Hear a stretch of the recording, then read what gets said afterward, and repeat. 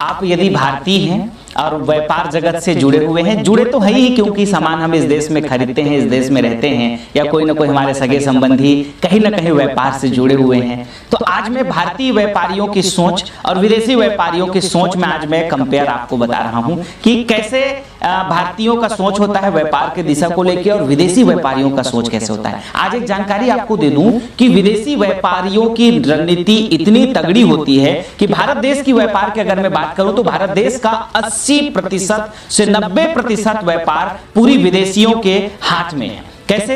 अब आपको मैं कंपेयर देता हूं, इनकी सोच कैसी रहती है और इनकी रणनीति कितनी, इनकी स्ट्रैटेजी कितनी जबरदस्त होती है। आज आप अपने आप को कंपेयर करके देखिए कि आप कहां खड़े हुए हैं और इनका सोच कहां खड़ा हुआ है। सबसे पहले जो मैंने एक बात इनमें देखा विदेशी व्यापारियों में कि इनकी जो सोच होती है ना, वो कभी भी शॉर्ट टर्म में नहीं सोचते। इनकी जो सोच होती है वो बहुत लॉन्ग टर्म में होती है, काफी लंबे अरसे को सोच करके व्यापार करते हैं। इनके पोता पोती तक का भी ये सोच करके व्यापार की पूरी रणनीति बनाते हैं। और जो इंडियन व्यापारी को मैंने देखा कि ये हमेशा इंस्टेंट प्रॉफिट को देखते हैं कि तुरंत में प्रॉफिट हमको कैसे मिले, ज्यादा प्रॉफिट कैसे मिले, उसके ऊपर देखते हैं। कभी भी इनके विजन लंबे नहीं होते हैं। विदेशी व्यापारियों का जो सोच होता है, जो विजन होता है, वो काफी लंबा होता है। उदाहरण से समझाता हूं आपको।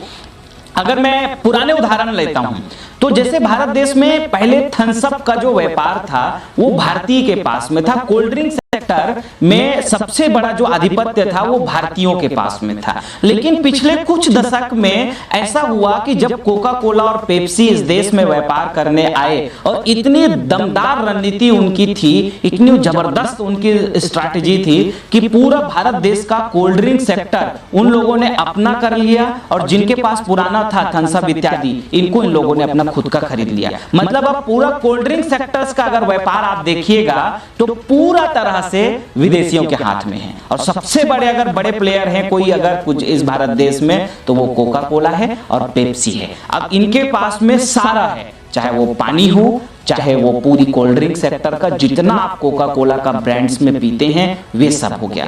इसी प्रकार से एक और आपको मैं बताता हूं उदाहरण से, जैसे भारतीय व्यापारी ई कॉमर्स, इस समय ई कॉमर्स सबसे ट्रेंड पे है। तो हमारे यहाँ इस देश की एक कंपनी था मिंत्रा, एक कंपनी था जबंग और एक कंपनी था फ्लिपकार्ट। इसको पूरी तरह से हमारे भारतीय व्यापारी संचालित करते थे। जैसे मिंत्रा का जो संचालन कर रहे थे मुकेश बंसल थे जिन्होंने स्थापना किया था, और जबंग.com की स्थापना हमारे प्रवीण सिन्हा जी ने किया था। और फ्लिपकार्ट का तो आप सब लोगों को चर्चा में पता ही है कि जो है सचिन बंसल और बिन्नी बंसल ने उसकी स्थापना किया था और चलाया था।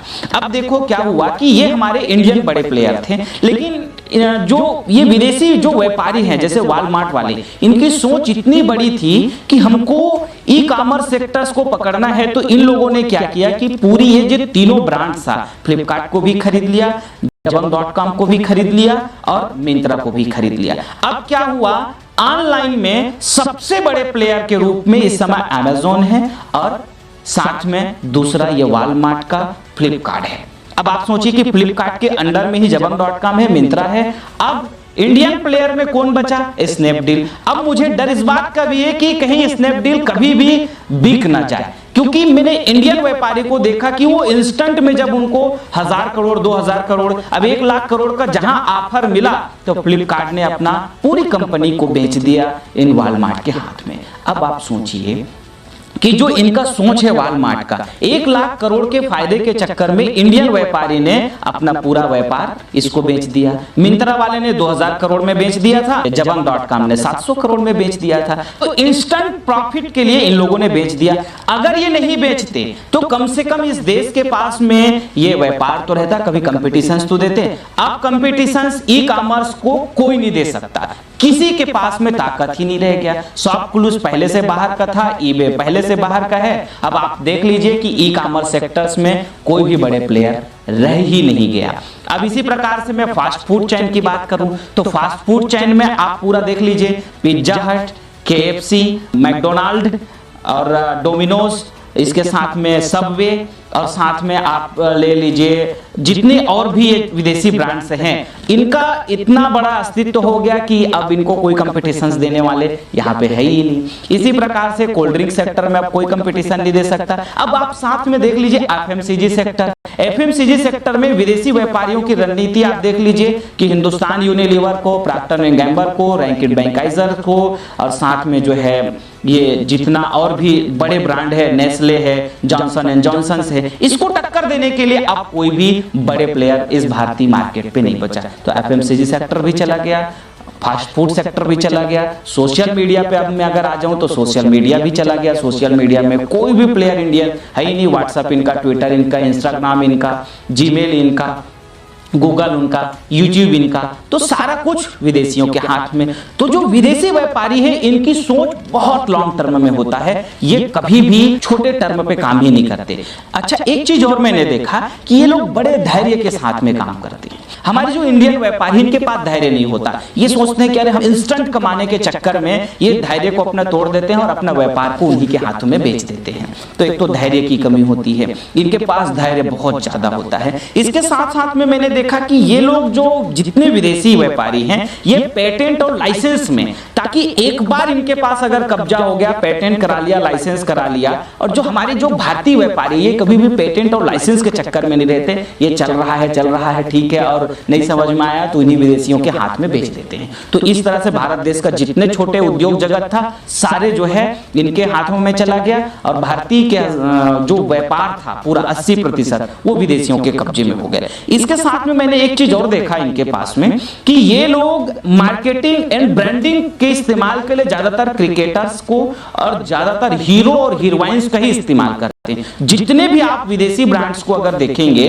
तो उनकी प्रमोशन केवल और केवल हीरो और क्रिकेटर्स करते हैं। अब हीरो और क्रिकेटर्स के पीछे इनकी लॉजिक क्या होती है कि पूरी देश में युवा वर्ग सबसे ज्यादा है, और युवा और समाज सबसे ज्यादा हीरो और हीरोइन, जो एक्टर और एक्ट्रेस और क्रिकेटर से जुड़े हुए हैं। तो इंडियन ब्रांड्स जो भी हैं ब्रांडिंग और मार्केटिंग के पीछे उतना काम नहीं करते जितना ये विदेशी ब्रांड्स काम करते हैं यहाँ पे मार्केटिंग और ब्रांडिंग को लेकर के। तो ये मार्केटिंग और ब्रांडिंग को बहुत ध्यान देते हैं। अच्छा, एक चीज और मैंने देखा विदेशियों का कि ये जम करके रिस्क उठाते हैं। रिस्क उठाने का मतलब आप ये समझ लो कि आप अगर छत्तीसगढ़ के रहने वाले हो और आपको जाकर के साउथ में व्यापार करना है, तो आपको कितना कठिन है। आपकी भाषा, लैंग्वेज छत्तीसगढ़ी है, और आप नए जगह गए हो जहां पे आपका कोई भी नहीं है, ना आपका लैंग्वेज है, ना आपके पूरा कंट्रोल है। अब आप सोचो कि व्यापार आप सफल कैसे होंगे।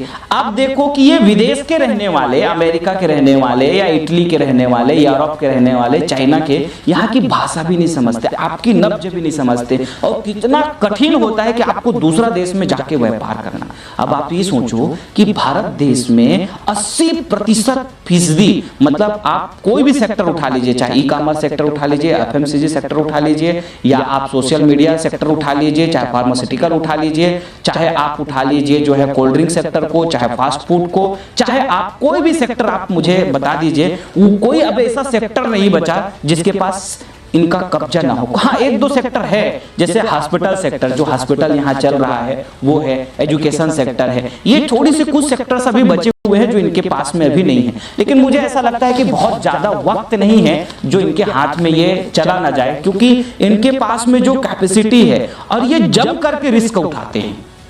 मैंने देखा कि जितना ये विदेशी व्यापारी हैं दबा करके, जम करके रिस्क उठाते हैं, और इंडियन व्यापारी रिस्क उठाने में बहुत डरते हैं। मैंने भारतीयों का जो सोच एक देखा कि पता नहीं, अब हो सकता है एक फैक्टर ये है कि इस देश में बहुत सालों तक हम लोग गुलाम रहे, इस कारण से हमारी मेंटेलिटी ऐसी हो गई है, हमारी सोच ऐसी हो गई है। मुझे ऐसा लगता है कि इस समय जो मैं भारतीय युवाओं को देख रहा हूं, तो जो क्रेज है वो सबसे ज्यादा नौकरी करने का है, मतलब गुलामी के पीछे, मतलब किसी के यहाँ जी हुजूरी करने में सबसे ज्यादा है। तो आज पूरा भारतीय का जो युवा है वो सोचते हैं कि मेरे को अमेजोन में काम मिल जाए, मेरे को फ्लिपकार्ट में मिल जाए, मेरे को गूगल में मिल जाए, मेरे को यूट्यूब में मिल जाए, या कि फिर किसी भी विदेशी ब्रांड्स के नीचे उनको 10-50 हजार का जॉब मिल जाए, उसी के साथ में नौकरी करते रहेंगे। तो रिस्क उठाने के पीछे मैंने भारतीयों को बहुत कम देखा।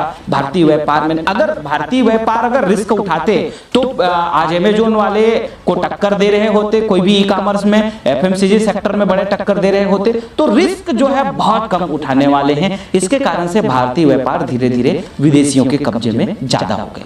तो मुझे ऐसा लगता है कि अब यहाँ पे जो जरूरत है कि इस समय जो मेरे भारत देश के व्यापारियों को जो जरूरत है कि वे धैर्य के साथ में काम करें, मार्केटिंग को अच्छी तरीके से काम करें, पेटेंट और लाइसेंस को बनाएं। एक चीज और मैंने देखा, विदेशियों का जो एक सोच रहता है कि हमेशा वो क्वालिटी कंट्रोल करते हैं।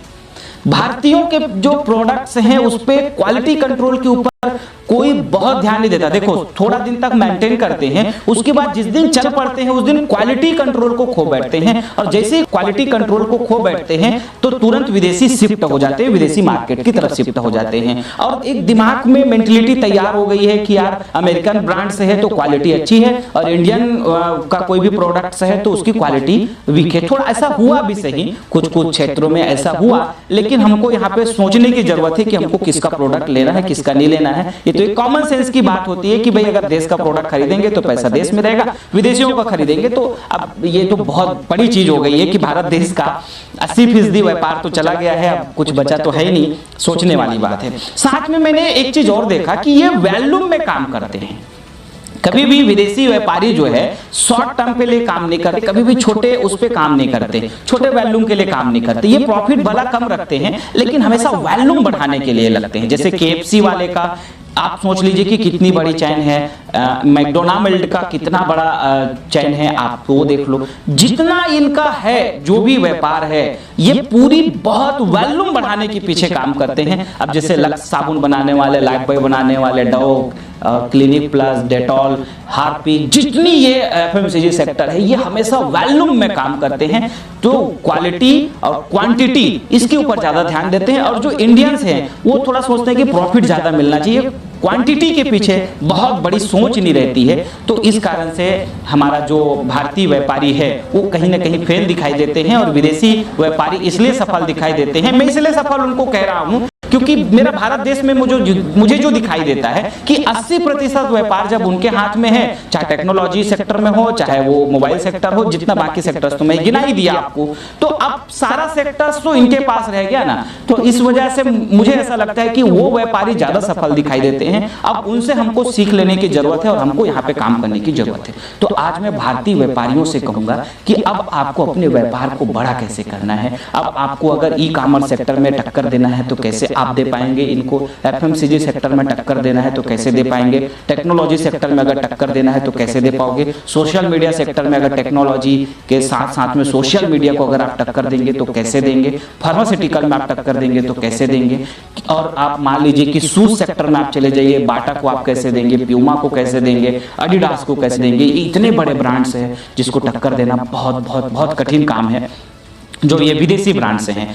तो आज हमको कि जो जरूरत मुझे जो दिखाई देता है कि थोड़ी कम्युनिटी बना करके या मिल करके अगर आप थोड़ा व्यापार कर पाएं या इन बड़ी सोच के साथ अगर आप व्यापार कर पाएं तो शायद टक्कर इनको दे सकते हैं। अगर आप चाहते हैं कि आप भी इन विदेशी व्यापारी को थोड़ी टक्कर दें और इस देश की जो बेरोजगारी का आज बहुत बृहद पैमाना है, क्योंकि ये टेक्नोलॉजी और बहुत पैसे में आगे है, तो ये आने वाले दिनों में क्या करेंगे कि पूरी तरीके से ऑटोमेशन में ले आएंगे। ऑटोमेशन का मतलब ये है कि ये मेन पावर की जगह मशीनों का ज्यादा इस्तेमाल करेंगे, या ऐसा कह सकता हूं कि रोबोटिक काम ज्यादा करेंगे आने वाला दिनों में। तो हमारे देश में बेरोजगारी का आज आलम करोड़ में तो आज भी है, तो आने वाला दिनों में जब ये रोबोटिक ले आएंगे और 80% व्यापार में रोबोटिक ले आएंगे तो आप ये सोच लो कि बेरोजगारी दर और बढ़ेगी। तो हमको जो आज जरूरत है वो छोटे उद्योगों को, छोटे व्यापार को बढ़ावा देने की बहुत जरूरत है। हम इस दिशा में काम कर रहे हैं। आप आइए हमारे साथ में।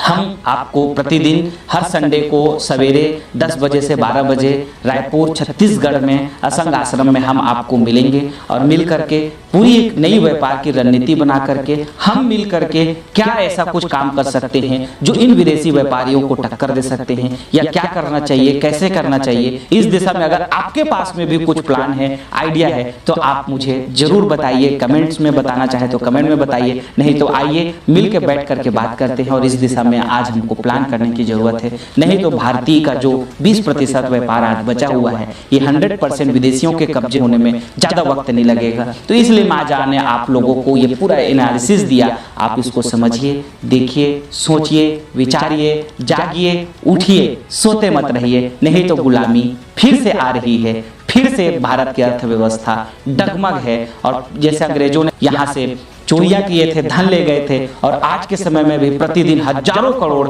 टर्नओवर इन विदेशी कंपनी का है। 80% मार्केट का टर्नओवर क्या होता है, ये खुद आप आंकड़ा लगाइए, सोचिए, जानिए। आप सबको बहुत बहुत धन्यवाद। अगर आप हमारे अभियान के बारे में किसी भी प्रकार से जुड़ना चाह रहे हैं, जानकारी चाह रहे हैं, तो हमारे इन नंबरों में कॉल करें और आप हमारे साथ में जरूर जुड़िए। आप सबका बहुत बहुत धन्यवाद।